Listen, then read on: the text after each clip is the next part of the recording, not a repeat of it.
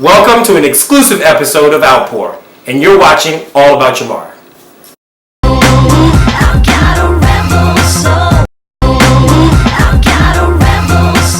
Introduce myself to people. I always say I'm Jamar with an R, and I'm the founder of Urban Gent Entertainment Party. But here it is, the night before the first Friday, and our relaunch at Lucky Strike, and we still don't have all of the details ironed out. So I'm gonna go meet Chris, or as I like to call him, Mother, and we're gonna nail down everything that we can get done tonight before the party actually happens tomorrow. So I met Chris like 10 years ago, and he has always been throwing the first Friday party, and he had Saturdays at XO and Sundays at South Beach. So Chris was like the party promoter in Philly. So when I decided that I wanted to get into party promoting and offering something new, I had to go to Chris to find out, where are the great spots to go, where do you find good DJs, and how do you create sort of an aesthetic that you can call your own. And Chris has just been doing this so long, like 30 years, so I just feel like we have like a mother-daughter relationship, so I always call him Mother. So when I see him, it's just like arms open. I'm like, hey mom, what's going on? You know what I'm saying? And then you sit a bar in it. Like, it's tight in there. It's very, very tight.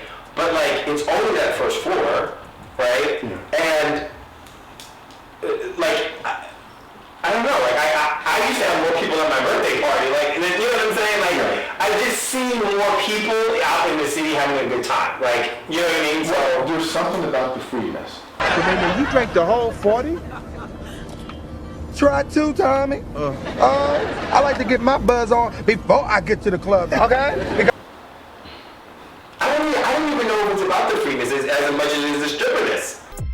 So Chris and I were talking about the party, and he throws out this idea of perhaps doing free before 11:30, and I'm not really feeling it because the party already costs a lot of money to throw, and but his point is that we have like this other party that's going on. They're really in direct competition with us.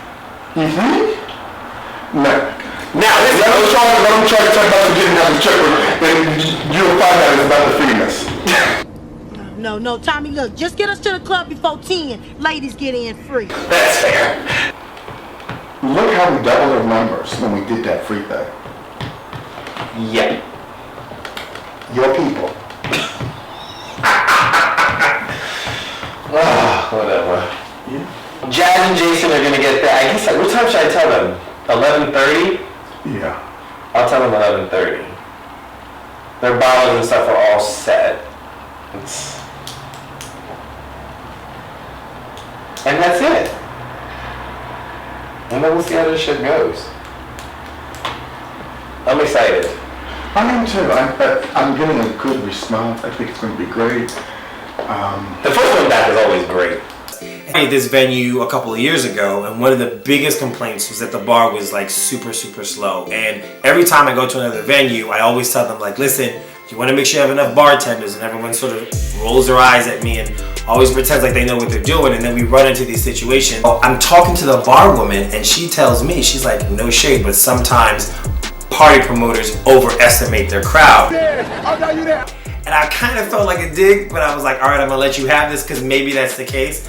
But I tried to let her know, like, look, this party will not be like one of those other parties. Like, we will have a packed bar, and you need to make sure that you have enough bartenders. Till I land, have me out like a light, ayy, like a light, ayy, like a light, ayy. So we're trying to pick a place to have the venue, we're trying to pick a place to have the party, and we land on Lucky Strike. And I really like Lucky Strike for its location because it's located downtown 13th Street, close enough walk to all the other stuff that's going on. And it's also a really nice space. And once we put the curtains up, you can sort of block it off from the alleys, and it's got this really nice open floor plan. And it's also different. Like, people don't necessarily have parties there a whole lot. So when we're trying to think about how I want to launch Urban Gent and I want to bring something new and something exciting, one of the things that we try to look for is, can we go places that people haven't been before? And plus, it's got that really cool photo booth, and the gays, we love to get in the photo booth and take all our pictures. So I love the space, and it's in a great location. Just love it. Make sure you follow us on Urban Gent, ENT, on Instagram for all the latest and greatest for everything Urban Gent.